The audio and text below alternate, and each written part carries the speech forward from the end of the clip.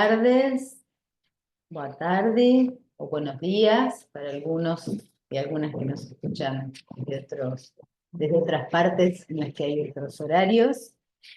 Les queremos agradecer muchísimo que nos estén acompañando en este momento, en este espacio, en esta presentación. Decirles que es para nosotros un gusto, además de saludarles, dar apertura a la presentación del cuaderno de debate número 7 de la Delegación para América Latina, que está titulado Cultura Digital en las ciudades educadoras. Esta es una publicación que nos invita a profundizar en una temática clave de nuestro encuentro, de nuestro tiempo. Nos ofrece conceptos, ejemplos y enfoques que enriquecen nuestra mirada y contribuyen a fortalecer nuestra tarea de la acción cotidiana, de poner en práctica los principios de la Carta de Ciudades Educadoras.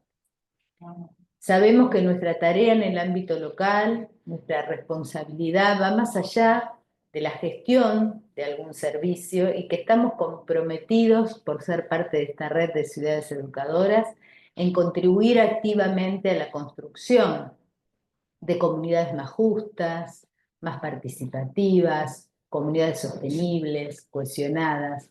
Y para lograrlo es fundamental reconocer que nuestras ciudades, grandes o pequeñas, son entornos educativos donde cada política pública, cada acción institucional puede tener un impacto formativo. Como dice la Carta de Ciudades Educadoras, la ciudad educadora es aquella donde la educación no se restringe a las aulas, sino que impregna todos los espacios de la vida urbana. En la ciudad hay diferentes áreas, como es la cultura, el ambiente, el urbanismo, la salud, la juventud, la participación ciudadana, la tecnología, entre otras que articuladas pueden generar oportunidades de aprendizaje a lo largo de la vida y para todas las personas que habitamos las ciudades. Este es en un contexto de profundas transformaciones sociales, ecológicas y tecnológicas, es el enfoque de este cuaderno muy vigente por eso. Como decimos muchas veces en la asociación, no estamos viviendo solo una etapa de cambio, sino un cambio verdadero de etapa. Y en este escenario la cultura digital emerge como un eje transversal que impacta directamente en cómo nos comunicamos, cómo aprendemos, cómo participamos y construimos ciudadanía. Por eso este cuaderno nos propone reflexionar cómo incorporar esta cultura digital desde una perspectiva educativa, inclusiva y democrática. No se trata solo de implementar tecnología en nuestras ciudades, sino comprender sus implicaciones y ponerla al servicio del bien común, del desarrollo humano y de la equidad.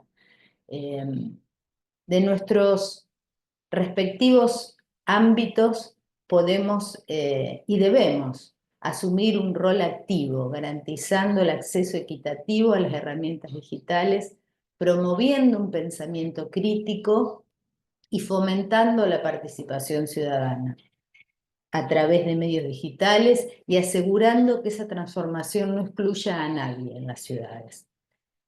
Recordamos que la educación ciudadana es clave para afrontar estos grandes desafíos de nuestros tiempos, como son la crisis climática, la desigualdad, la polarización social, la desinformación, y que las ciudades, con sus recursos, sus saberes y sus capacidades institucionales, pueden ser espacios estratégicos de transformación. Por eso, con este cuaderno, estamos invitando no solo a reflexionar, sino también a que pueda ser una herramienta práctica para avanzar en la tarea cotidiana que nos invite a construir verdaderas ciudades educadoras en una era digital. Los animo entonces a revisar y explorar este contenido con una mirada abierta, una actitud proactiva, que nos preguntemos qué podemos aplicar en nuestras áreas, cómo podemos generar sinergias con otros sectores, con otros actores del territorio, qué pequeñas acciones pueden generar impactos duraderos. Para profundizar en este contenido y conocer más acerca de este cuaderno, tenemos el gusto de contar con la moderación y la participación y la palabra de Gisela Signorelli. Ella es doctora en ciencia política, docente e investigadora de la Universidad Nacional de Rosario, consultora senior del Banco, de Desarrollo, Banco Interamericano de Desarrollo, y es la compiladora de este volumen y nos compartirá sus principales ejes, aprendizajes y dialogará con algunos de los autores que están aquí presentes también, a quienes les agradecemos enormemente, a los que van a participar de la mesa y a los otros que nos acompañen y a todos en general por sus aportes y por su tiempo. Y agradecemos especialmente a Gisela y le damos la palabra para que tome la conducción de este espacio. Muchas gracias. Gracias, Laura. Buenas tardes para todos y todas. Un placer estar compartiendo este espacio y haber llegado finalmente a la presentación de este cuaderno. Los autores y autoras que están aquí presentes saben que iniciamos este camino en octubre del año pasado, buscando justamente que cada uno y cada una de sus espacios pudiera generar alguna forma de reflexión sobre un tema tan complejo, ¿no? Y tan profundo que nos atraviesa desde la vida cotidiana hasta, por supuesto, la vida pública en nuestras ciudades. Y justamente el cuaderno fue pensado un poco en un esquema de empezar debatiendo sobre aquellas cuestiones vinculadas al acceso a la información pública, al uso de los datos, a de qué manera la inteligencia artificial y la alfabetización digital se convertían en un desafío de nuestros tiempos.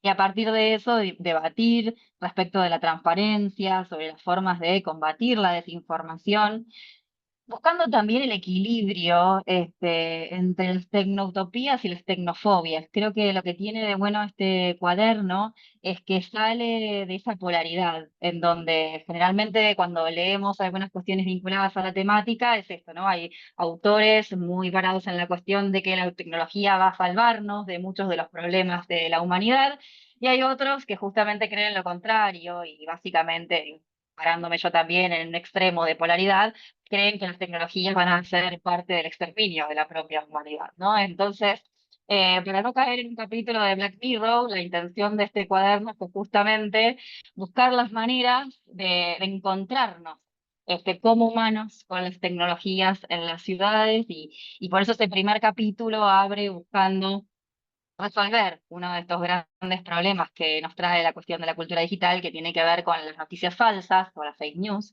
y cómo hacer para que la ciudadanía acceda a información de calidad, dado la cantidad de datos que hay circulantes.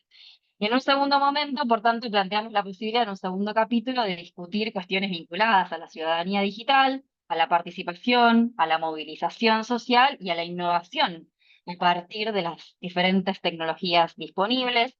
Trabajamos allí con algunas cuestiones también vinculadas a la inteligencia artificial, a los laboratorios de innovación digital, y recuperamos un diálogo con Agustín Frisera de manera muy general respecto a lo que significa la participación en la arena digital.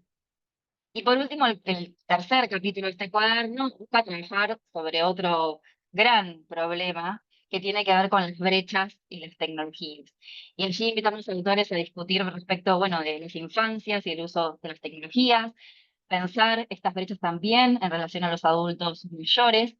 Y por último, pensar cómo es esta cuestión de la educación a distancia, de la educación digital y qué puede aportarnos en ese campo, específicamente en el campo de la educación ambiental y de la educación para el desarrollo.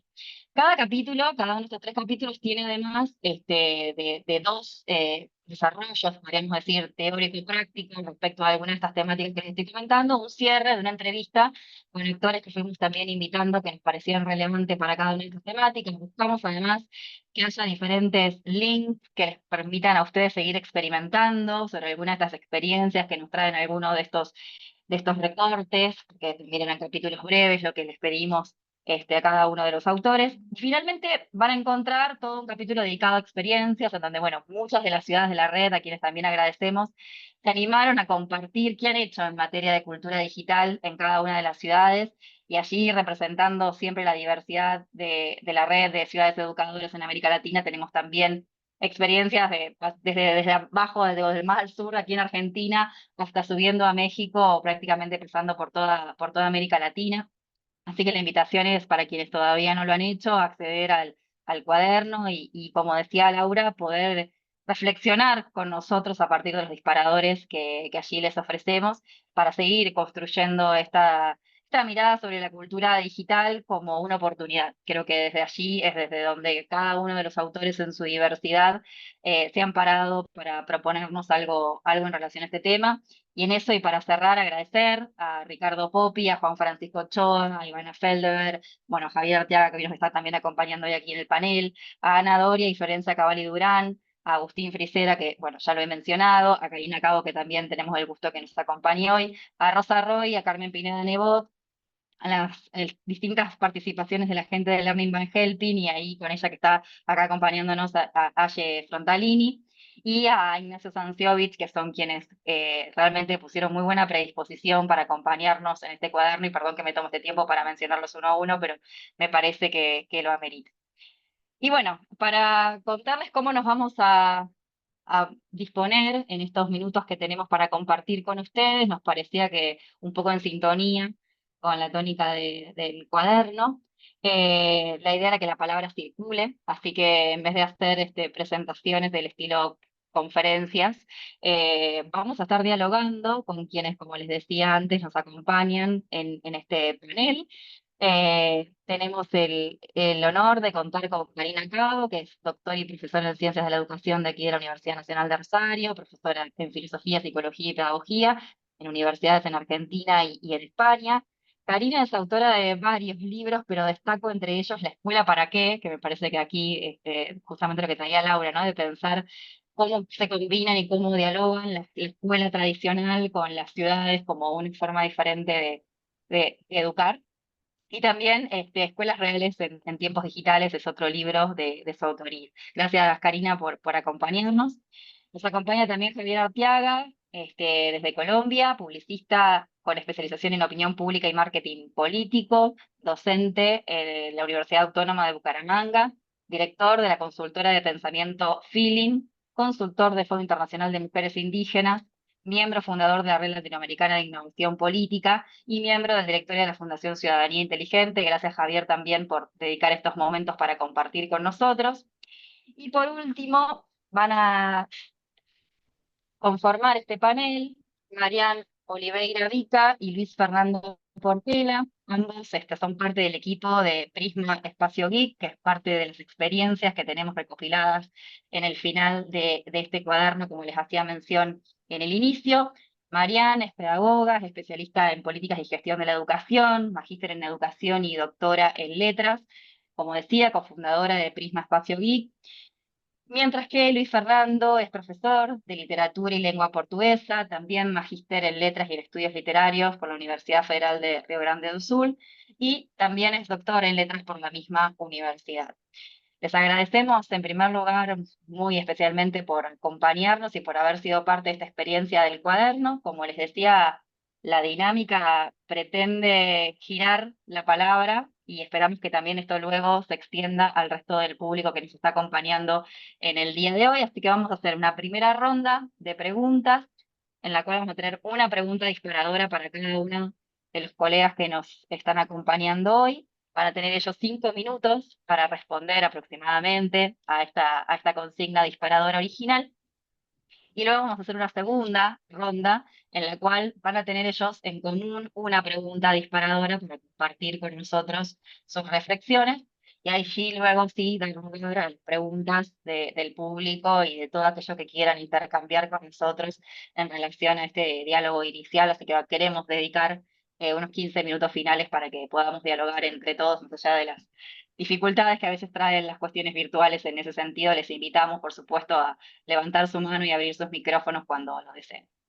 Así que bueno, si estamos listos y les parece, vamos a arrancar.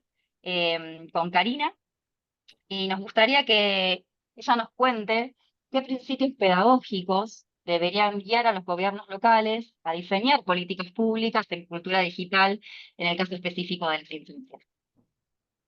Bueno, buenas tardes para todos. Gracias por la invitación, especialmente para participar en este panel. Y bueno, yo creo que los gobiernos locales lo que pueden hacer fundamentalmente es darle prioridad a las infancias que desde muy chiquititas tienen acceso a la tecnología facilitada por los adultos, ¿no? Entonces creo que nosotros desde los gobiernos y desde las instituciones sociales tenemos que valorar a los niños como actores sociales, como sujetos de derechos, ¿no? Con capacidad de decisión. Siempre hablamos de los derechos de los niños, de las niñas, derecho a la alimentación, derecho a la vivienda, derecho a jugar y a la educación, pero también hay un derecho que es muy importante, es que ellos puedan también decidir acerca de lo que los incumbe, ¿no? Entonces, reconocer que es muy importante esta etapa subjetiva, esta etapa donde los chicos se van formando y donde los adultos vamos orientándolos, entonces tener sumo cuidado. Hoy Laura al principio decía, bueno, es una época de grandes cambios. Claro que sí.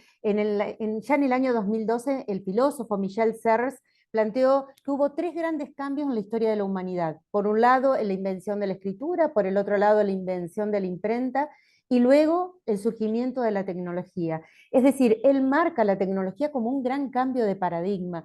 Y creo que es así. Realmente es un cambio sumamente importante que tenemos que tener en cuenta. Incluso otros autores, como Neil Postman, por ejemplo, cuando hablaba de las infancias, decía que está desapareciendo la infancia. Allá en el año 1999, previo al nuevo milenio, decía que la infancia como categoría de análisis está desapareciendo porque la televisión, decía él, le está quitando secretos a la infancia respecto de la adultez. Ya el niño no tiene, o el adulto respecto del niño no tiene secretos sobre la política, sobre el dinero, sobre el sexo. Los niños prenden la televisión y pueden acceder a esos secretos que antes teníamos los niños de antes, ¿no?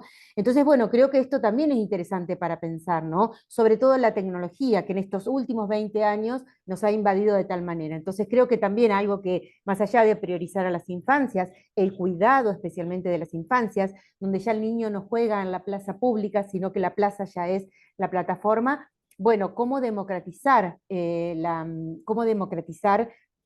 el acceso a la tecnología, pero democratizar el acceso y la apropiación. A mí me parece que es muy importante que los niños accedan a Internet, esta herramienta que le da muchas oportunidades, pero que también tiene muchos riesgos.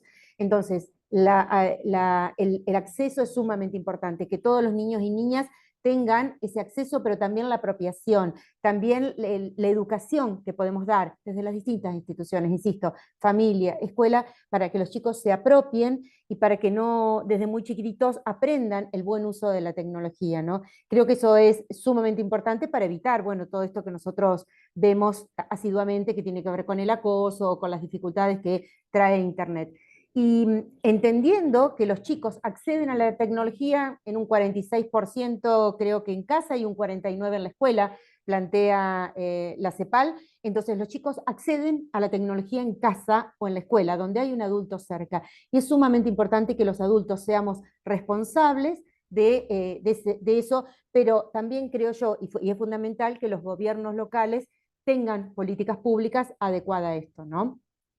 Obviamente, y para finalizar, la alfabetización digital. Nosotros, los pedagogos, los de ciencias de la educación, siempre planteamos, es muy importante aprender a leer y escribir, aprender a decodificar, aprender a comprender. Bueno, hoy tenemos la tecnología. Entonces, ¿cómo enseñamos esta alfabetización para que realmente sea, insisto, una apropiación de las tecnologías para el buen uso, sabiendo que los chicos obviamente acceden asiduamente, periódicamente y avalado por los adultos a la tecnología? No me quiero pasar el tiempo, creo que estoy... 4 minutos, mira, te sobraba un minuto. Bueno, Si quieres, después te lo dejo para aprovechar en la segunda ronda. Gracias, Karina. Muy interesante. Me quedé pensando en eso de que decías de los televisores y si robamos o no robamos infancias con esto. Me parece ujú. un interrogante interesante. Vamos a darle la palabra a Javier para reflexionar de qué manera lo creativo puede ser también algo político y algo comunitario en el contexto de esta cultura digital. ¿Y cuál crees, Javier, que puede ser el potencial transformador de todo esto en el entorno urbano? Bueno, un saludo a todos y todas. Agradecer esta invitación desde la participación en el cuaderno como también a este webinario. Mm, yo creo que estamos viviendo en este momento uno de las instancias más bellas en la historia de la humanidad. Y precisamente porque una de las cualidades humanas que más nos diferencia de todo es el tema creativo, es la creatividad. Y nos encontramos en un momento donde con el surgimiento de la inteligencia artificial se ha puesto muy en duda el avance, la discusión sobre esto que tanto nos diferencia a los seres humanos, que es la creatividad. Y a diferencia de encontrar una brecha tecnológica o digital, estamos encontrando una brecha precisamente creativa. Y eso ha sido bien importante en todos los ejercicios que estamos desarrollando. Entonces, ¿qué es lo que hemos encontrado? Primero, decir que la inteligencia artificial, así como lo decía Karina ahora, está, en mi opinión, hasta por encima de esos momentos históricos que son el desarrollo de la imprenta, el desarrollo de Internet, bueno, tantos otros hitos históricos que ha habido. Esto está todavía por encima. Es increíble lo que está sucediendo. Y nos ha permitido que comience a generarse una brecha entre los que están pro inteligencia artificial y los que están en contra, muchas veces sin ni siquiera utilizarla, la IA, sino comenzar a discutir y a armar unos temas ambientales, de pérdida de la sensibilidad humana y tantas otras cosas. Pero lo que hemos encontrado nosotros que estamos como en la esencia de ver cómo podemos aprovechar esta nueva tecnología, hemos encontrado primero un concepto que es fundamental, Gisela, y es el de la cointeligencia. O sea, tomar a la IA no como una herramienta, sino precisamente como lo que nosotros llamamos una tecnología social que permite el desarrollo de nuestra creatividad precisamente para el avance en temas culturales, de ciudad, en temas de salud, en temas de educación y demás. Cuando uno mira a la IA de esa manera, la creatividad nos ha llevado a unos ámbitos que nunca antes lo habíamos alcanzado. Es increíble lo que hemos pues, logrado las personas que vivíamos en el mundo creativo antes. Entonces, ¿qué es lo que hemos encontrado como en este análisis y con ejercicios que hemos estado trabajando? Que la gran brecha se da en este momento es que ¿qué podemos hacer cuando tenemos todas esas herramientas de la IA que sobrepasan nuestra capacidad a veces humana y sobre todo nuestra capacidad creativa? O sea, nos sentamos frente a un chat GPT y no sabemos a veces qué preguntarle, o dice, sí, por eso que me está diciendo ya lo sabía, no le encuentran cómo potenciar, y es precisamente no por una brecha en el manejo de la IA, sino por una brecha en el desarrollo creativo de la persona. Y es ahí donde nosotros hemos dicho, de nada sirve comenzar a dar cursos sobre el manejo de IA, cursos sobre capacitación en cerrando esa brecha, sino en ver cómo comenzamos a potenciar desde las ciudades, desde la escuela, desde las universidades y demás, nuestra capacidad creativa para el aprovechamiento de esta tecnología. Cuando eso se logra, es increíble, pasa a segundo plano esa discusión de la IA. Acabamos de hacer nosotros un ejercicio con personas no videntes, o sea, personas ciegas, que desarrollaron un afiche para un tema muy importante para nuestra ciudad acá en Pasto, que es el carnaval. Es lo que mueve la economía, la cultura, el patrimonio, es un patrimonio de la humanidad, y que personas que no puedan ver desarrollen el póster del carnaval, fue algo increíble. Entonces, ahí fue mucho más importante lo que generó la noticia, la gente que vino desde Bogotá a ver cómo lo hacíamos todo, más que la herramienta en sí de IA que se utilizaron y demás, fue la idea general de cómo vincular a través de un proceso creativo a estas personas con el desarrollo de un tema tan importante de ciudad como es el póster. Entonces, yo para cerrar, decir que lo que he notado precisamente es que ese tema de creatividad, entendiendo como la creatividad en el sentido de hacer las cosas o resolver los problemas de una manera alternativa, hacerlas mejor que lo que se hace anteriormente y además hacerlo más económico, cuadra perfecto el desarrollo de la IA generativa para que personas que no teníamos esas posibilidades muchas veces, o que teníamos nuestra cabeza llena de ideas, pero no las podíamos desarrollar, se democratice ese conocimiento y permita con muchos más datos, con la participación ciudadana y demás, potenciar tantas cosas que queremos hacer por nuestras ciudades. Excelente, gracias Javier, sobre todo por cumplir con el tiempo, pero por lo potente de la intervención me quedo ahí para que después podamos conversar sobre algunas de estas experiencias que tienen en Feeling. Hay ahí en el cuaderno también algunas vinculadas a estos platos del carnaval, que les hemos dejado disponible para que quienes se interesen, pero me gustaría que después podamos profundizar en estas experiencias, incluso con poblaciones aborígenes que ustedes también tienen en la zona. Me parece que hay algo muy, muy potente en lo que están haciendo y que desmitifica un poco algunas cuestiones vinculadas a lo malo del avance de la inteligencia artificial, así que gracias por ese aporte. Bueno, Marian y Luis, bienvenidos, gracias también por ser parte de este panel. La pregunta para ustedes tenía que ver con qué aprendizajes destacarían sobre el trabajo intersectorial, es decir, sobre aquello que tiene que vincular la educación, la cultura y la tecnología para garantizar una ciudadanía digital que sea inclusiva y que pueda sostenerse en el tiempo.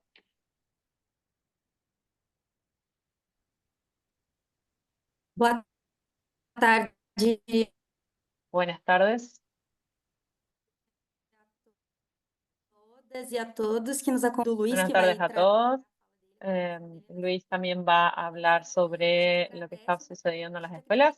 Les agradecemos. Son estas acciones que nos hacen que seamos ciudades coeducadoras. Sobre la pregunta, me parece que Prisma ilustra, ejemplifica bien lo que estamos haciendo sobre ciudadanía digital, porque fue a partir de esto que identificamos en Paso Fundo nuestras acciones de diálogo y aprendizaje a lo largo de la vida. Antes que nada, Prisma es un lugar de lenguajes, de narrativas que articulan diálogos con y entre las generaciones a partir de una metodología de aprendizaje creativo. Las actividades entre generaciones, intergeneracionales, involucran las narrativas y los diálogos y nos hicieron entender sobre la importancia de que haya una ciudadanía inclusiva, y a través de este proceso creativo es posible también aprender a aprender y así aprender a lo largo de la vida. Es decir, cada generación en cada tiempo histórico va a interactuar y interactúa con la digitalidad de una forma única. Por eso no podemos dejar a nadie a la deriva, ni hoy, ni mañana, ni nunca. No podemos abandonar o en el futuro a las personas mayores.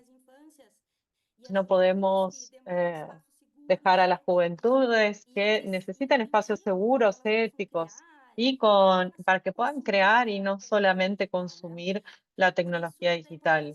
Por eso la importancia del aprendizaje creativo, de aprender a aprender, de aprendizaje sustentable en la ciudad. Además de Prisma, en Paso Fundo creamos otros espacios intersectoriales que tienen una gestión compartida entre 2 o más secretarías municipales. Son esos espacios que llamamos espacios no formales de educación, que convergen sobre las enseñanzas que aquí les traigo y también de los principios de la Carta de Educadoras. Algunos de ellos llamamos de escuelas públicas.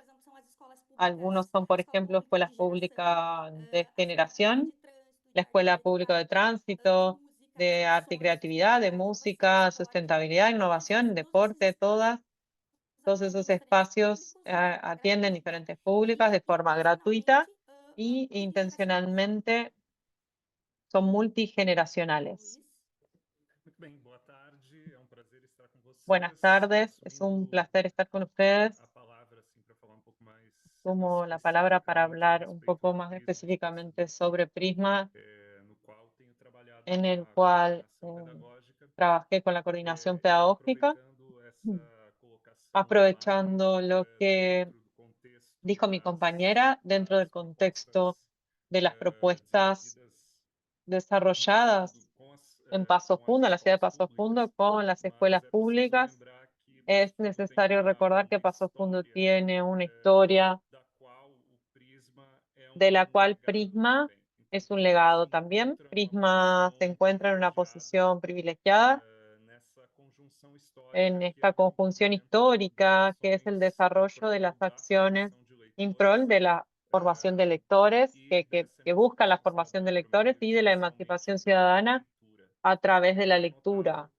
Entonces es notable como Prisma es uno de los legados de que Paso Fundo es la capital nacional de la literatura, es un título que se le atribuyó a la ciudad debido a los diversos movimientos sobre la literatura y la lectura literaria, y de la lectura de forma amplia y general, principalmente de las jornadas de literatura que tenemos en Paso Fundo, jornadas nacionales de literatura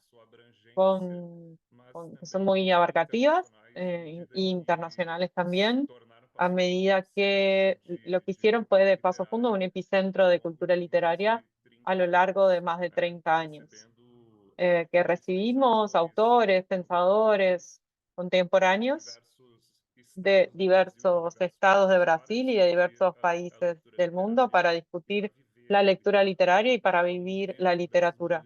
Dentro de estos movimientos que tenemos fue que nos convertimos en Capital Nacional de la Literatura. Una profesora, Tania, fue la que desarrolló y que idealizó esta jornada, y Prisma Espacio HITIC pasó al final de la década pasada. Es un espacio que se volvió público y abierto en 2020, enfrentando el contexto de pandemia y teniendo que reinventarse desde el comienzo. Prisma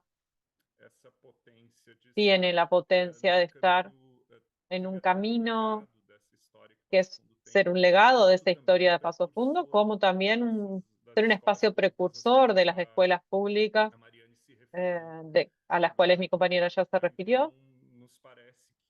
Nos parece que en este sentido Prisma es, en síntesis, un testimonio, un testigo de la promoción de la ciudadanía digital plena, anclada en la reflexión y en la acción, pensando en la literatura contemporánea y la lectura. Nos parece un ejemplo de una práctica sustentable a lo largo del tiempo y capaz de promover ciudadanía digital en la medida que se proponga, ¿no? este objetivo. Muchas gracias. Gracias a ustedes, realmente hace muchos años que existe este espacio y eso es realmente muy destacable. Sabemos quienes hemos estado en gestión o quienes estamos en gestión lo difícil que es sostener espacios de esta magnitud a lo largo del tiempo, así que realmente que ustedes puedan contar que es posible es muy alentador, y además me quedo con esta idea de que las infancias y las juventudes no sean solamente consumidores de la tecnología, sino de que también puedan ser agentes, ¿no? Me parece que eso es parte de lo que está en debate en este momento, ser agente de transformador con la tecnología o desde la tecnología. Me parece que el espacio de Prisma es un ejemplo en ese sentido y ojalá sirva para motivar que se multipliquen en otras latitudes, así que muchas gracias. Bueno, con esto cerramos la primera ronda de preguntas y vamos a iniciar la segunda, que es una sola pregunta, como les contaba al inicio, que es común para los 4 expositores y que tiene que ver con cómo pueden las ciudades educadoras diseñar políticas de cultura digital que no solo acerquen la tecnología, sino que también fomenten pensamiento crítico, empatía y creatividad en sus habitantes. Así que vamos a cambiar el orden, si les parece, y empezamos por los últimos recién con los chicos de Prisma y luego con Javier y terminamos con Karina.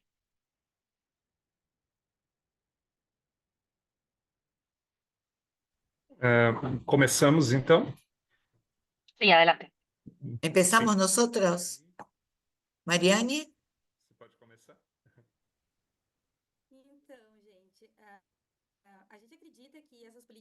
Creemos que estas políticas públicas para una efectiva ciudadanía digital comienzan cuando conseguimos promover espacios y tiempos democráticos para tener la oportunidad de estas políticas públicas sean sobre tecnologías digitales o a través de las tecnologías digitales. Por lo tanto, necesitamos invertir en esto para que los ciudadanos dialoguen sobre la cultura digital y también intervenir en la ciudadanía a partir de esto, interactuando de la ciudad y entendiendo la función social que tienen las tecnologías digitales. En Paso Fundo, además de Prisma, tenemos otros equipos públicos y equipamientos que promueven estos contextos democráticos de acceso y de formación y de acción y agencias y también a partir de las tecnologías digitales. Por ejemplo, todas nuestras escuelas públicas municipales están equipadas con laboratorios makers y todos los niños tienen un componente curricular en su plan de estudio de cultura digital y también tienen otros componentes que es ciudadanía global y también pensamiento científico. Eso está en la currícula de los niños. También tenemos cursos de robótica y un programa, por ejemplo, del siglo XXI, que además de formación de profesores, también trabajamos con el fomento del equipamiento tecnológico para los profesores. Le da al municipio notebooks. También tenemos en la Escuela de Profesores, esta es una de nuestras escuelas públicas que tiene esponsoreada por Google. Y tenemos nuestro centro post-COVID, que es un centro que fue articulado para sanar las demandas de la pandemia. Tenemos estas articulaciones con estos dos grupos para poder acoger a los migrantes. Tenemos migrantes, 10% de niños migrantes de todos los países que ustedes se puedan imaginar, con muchísimas lenguas diferentes. Entonces, hicimos, por ejemplo, convenios con la plataforma Duolingo, entre otras acciones, para poder trabajar con portugués como lengua de acogimiento.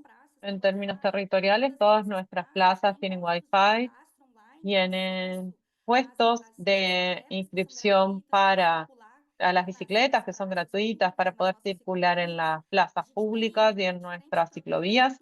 Tenemos también diferentes programas que son en plataformas digitales, como por ejemplo, qué calles van a ser asfaltadas próximamente y pueden votar.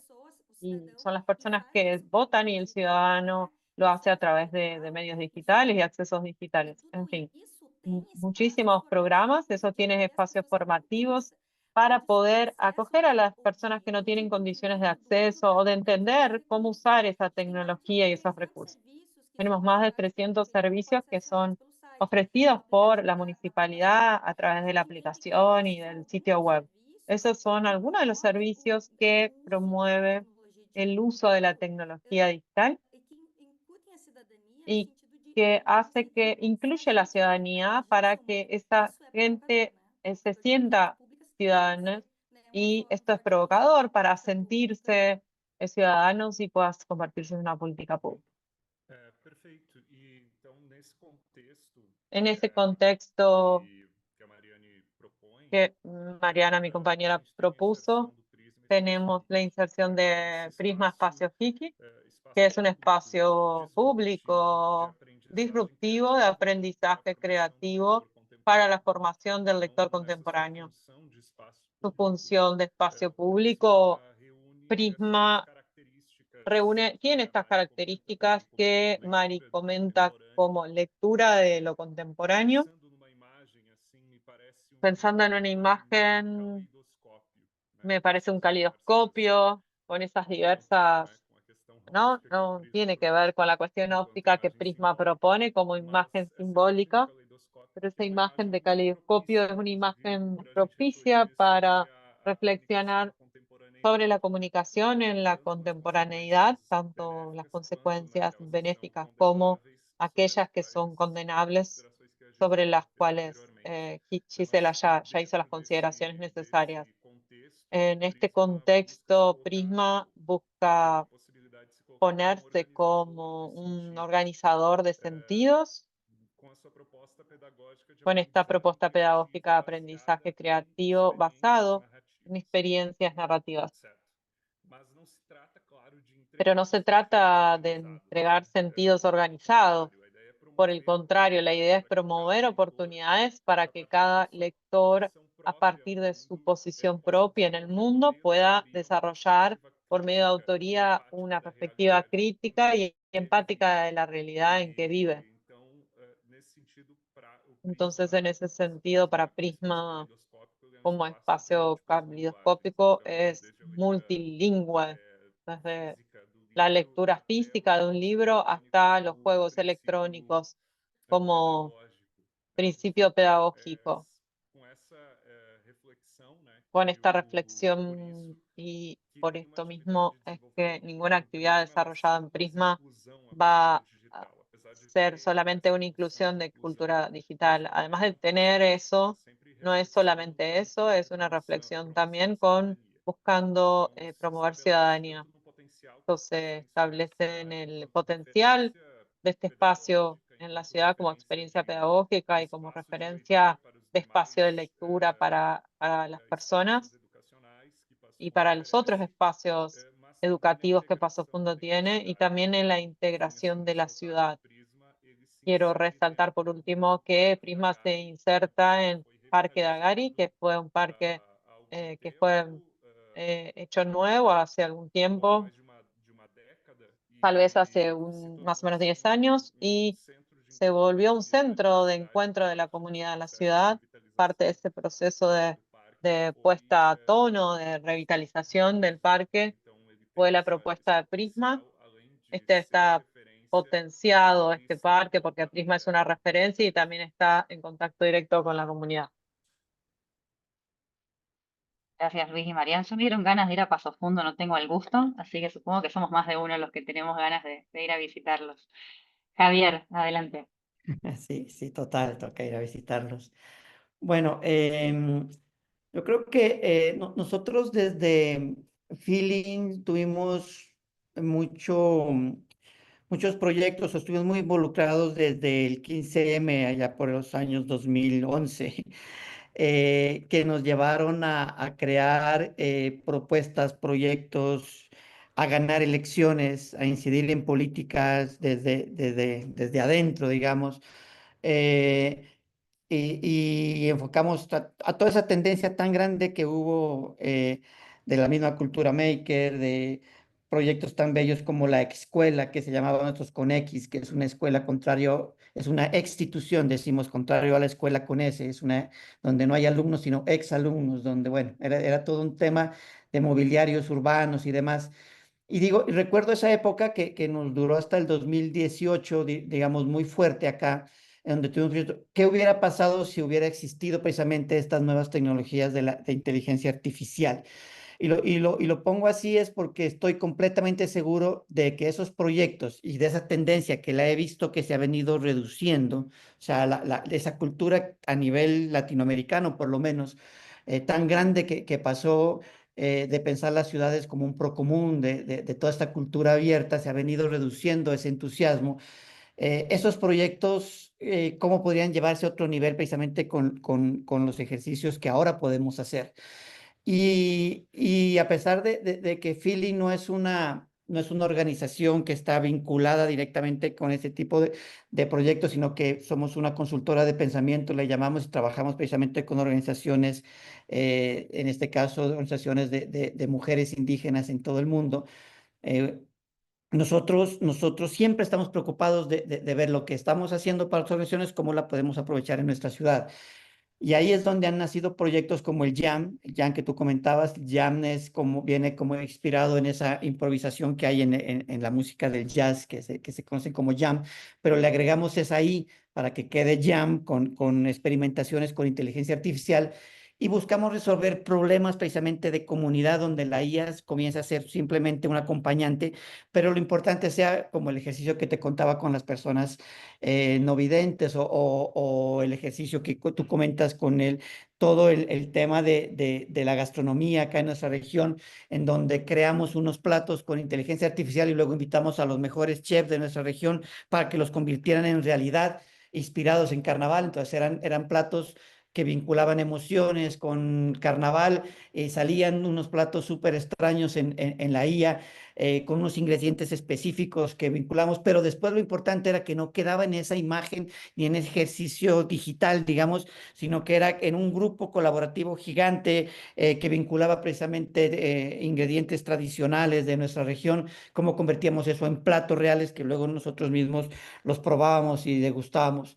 Invitamos el mismo ejercicio con el tema de la moda, donde diseñamos distintas piezas con IA y luego invitamos a distintos diseñadores de moda, a emprendedores de distintas tendencias de moda acá, a que a partir de esos diseños también generaran piezas inspiradas en distintos temas con inclusión con temas de género, de inclusión y demás. Entonces, como tú ves, todas las ideas, y es que el centro de esto está en cómo, qué creatividad tenemos desde la parte humana que podemos potenciar o qué podemos resolver con estas nuevas herramientas. Entonces, ahí como la recomendación final es no ver a la IA como un gadget, como una nueva versión de algo, como una nueva tecnología, sino verla precisamente como una infraestructura cultural, una infraestructura social, una tecnología social que le llamo. Y eso va a permitir que convirtamos a la ciudad en un laboratorio cívico, precisamente, porque vamos a poder trabajar con personas que nunca han hecho ejercicios con datos abiertos, ahora lo podemos hacer mucho más fácil. Personas que les quedaba difícil escribir o compartir ciertas historias, ahora va a quedar mucho más fácil. La comunicación sobre lo que estamos haciendo es mucho más fácil. Y para esto cierro diciéndole que necesitamos tener como 3 elementos claves, sobre todo en la enseñanza. La primera es aprender a aprender. Eso es algo que cómo nos podemos volver expertos en IA sin que nadie nos enseñe qué es lo que está pasando. O como si aprendes algo ahora en un mes. Cuando tú me invitaste a escribir en octubre en el cuaderno era completamente distinto a lo que ahora podríamos hablar de IA 5 meses después. Entonces, pero para eso es necesario aprender a aprender y eso no es tan sencillo como parece. Lo segundo, el pensamiento de diseño. Nosotros en el mundo creativo hablamos de que si sos abogada, si sos médico, si sos ingeniera, y le vinculas a eso el potencial del pensamiento de diseño, llevas tus ideas y la creatividad a unos niveles increíbles. Y lo último, pues obviamente es cercanía con las nuevas tecnologías, no verla como un enemigo, sino como ese coequipero que yo le llamo cointeligencia. Uniendo esos 3 elementos, creo que podemos llevar y aportar a nuestras ciudades y con todo ese tema que tenemos ya teórico y de experiencia hecho hace varios años, podemos llevarlo a unos niveles increíbles, ¿no? Gracias, Javier, por compartir.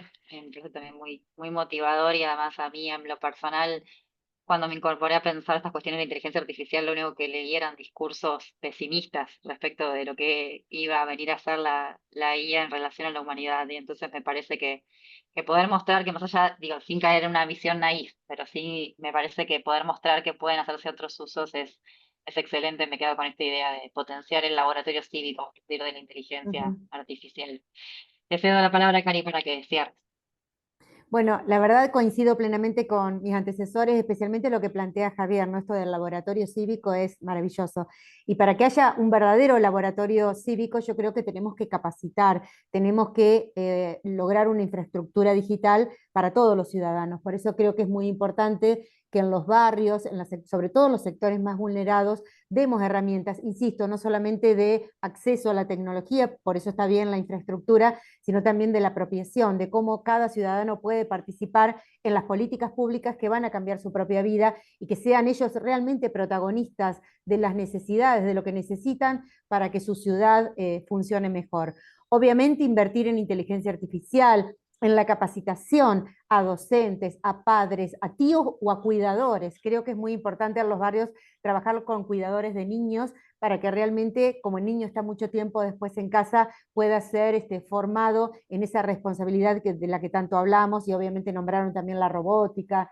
Bueno, creo que es importante eso, ¿no? Lograr un equilibrio entre lo que es la protección, sobre todo a las infancias, sin la prohibición, pero también el empoderamiento de los niños, de hacerlos sentir actores sociales, sujetos de derecho, y que ellos desde muy pequeños participen en políticas que puedan cambiar su barrio, su ciudad, y que realmente se sientan verdaderos protagonistas.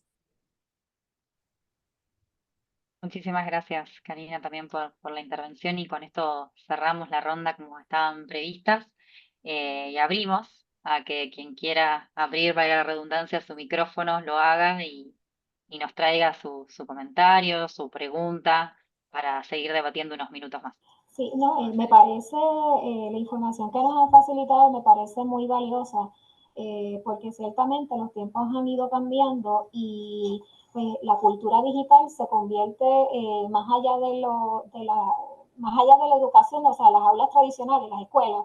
Es importante acercar a esos ciudadanos de todas las edades, ¿verdad? Desde los niños, desde los jóvenes, ¿verdad? Las personas, acá en Puerto Rico le llamamos los superadultos, a las personas mayores de 65 años o más. Y me parece interesante, he ido anotando, por ejemplo, nosotros aquí en Caguas, promoviendo la cultura digital, recientemente abrimos, además de la página, ¿verdad? Que siempre ha existido, la página web oficial y de las redes sociales, abrimos un nuevo espacio que es una plataforma interactiva, se llama Conectándonos Más. Me pareció interesante lo que compartieron, que le podemos dar espacio para también escuchar a los diferentes actores de nuestra sociedad para que se inserten y puedan opinar, que puedan también, podamos darles encuestas, que ellos puedan evaluar, ¿verdad? Así que comenzamos ese proyecto, es un proyecto piloto. Si nosotros tenemos acceso a internet en los diferentes espacios, ¿verdad? De los 11 barrios de Caguas tenemos unos espacios con acceso al internet. Más me pareció interesante lo que mencionaron de capacitar a los docentes, ¿verdad? A los maestros, a los mismos estudiantes, porque hay un tabú todavía con la inteligencia artificial y los maestros no están en la mejor disposición de poder apoyar a los estudiantes. Así que vamos a estar integrando, ¿verdad? Ese apoyo también para desde nuestros espacios poder apoyarlos en lo que es esta nueva tecnología, pero a su vez me parece interesante porque nos hemos estado moviendo precisamente al uso de la inteligencia artificial, potenciando, ¿verdad? Capitalizando esta nueva herramienta a favor, no en contra.